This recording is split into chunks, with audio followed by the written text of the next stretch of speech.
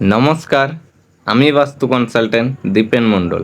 আজকে আমরা জানব যে কিভাবে আপনার জন্ম তারিখ থেকে আপনি রুলিং নাম্বার বার করবেন।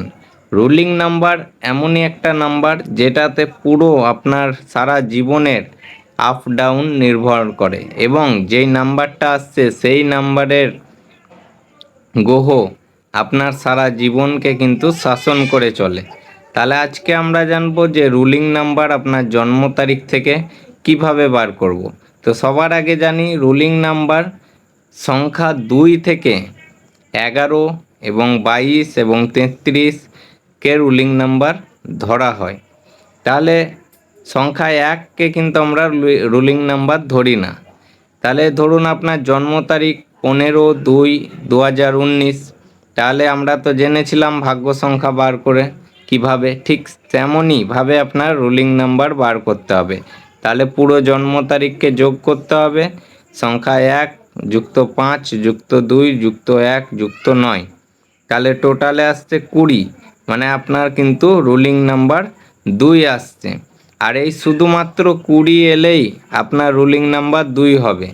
আর বাকি যদি অন্য আসে তাহলে তো আপনার রুলিং নাম্বার 11 হয়ে যাবে। তখন আমরা আর একটা উদাহরণ নেব, যেমন ধরুন আপনার জন্ম তারিখ 30/10/1996, তাহলে পুরো যোগ করি আমরা, 3 + 1 + 1 + 9 + 9 + 6, তাহলে টোটালে আসছে 29। 29কে আবার আমরা যোগ করব সিঙ্গেল ডিজিটে, 2 + 9 তাহলে 11। সেক্ষেত্রে কিন্তু রুলিং নাম্বার আপনার 11 হবে, তখন কিন্তু রুলিং নাম্বার 2 হবে না, তখন কিন্তু আপনার রুলিং নাম্বার 11 হবে। আমরা আর একটা উদাহরণ নেব, ধরুন আপনার জন্ম তারিখ 12/2/2012, তাহলে আপনার রুলিং নাম্বার কত আসছে? 1 + 2 + 2 + 2 + 1 + 2, তাহলে টোটালে আসছে আপনার 10। তাহলে আপনার রুলিং নাম্বার হচ্ছে 10, তখন কিন্তু আপনার রুলিং নাম্বার 1 হবে না। আর একটা উদাহরণ নেই, ধরুন আপনার জন্ম 18/1/2019, সেক্ষেত্রে 1 + 8 + 1 + 2 + 1 + 9, মানে টোটালে 22। তখন কিন্তু 2 + 2 4 আপনার রুলিং নাম্বার নেব না, কারণ 22টাকেও আমরা রুলিং নাম্বার হিসাবে ধরে নেব।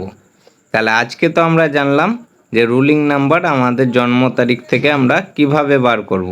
পরের দিন কিন্তু আমরা জানবো যে রুলিং নাম্বার যদি আপনার 2 হয়ে থাকে, 3 হয়ে থাকে, বা 10 হয়ে থাকে, 11 হয়ে থাকে, 22 হয়ে থাকে, সেক্ষেত্রে আপনার সারা জীবন কেমন হবে সেই ব্যাপারে আমরা সামান্য কিছু করে জানবো।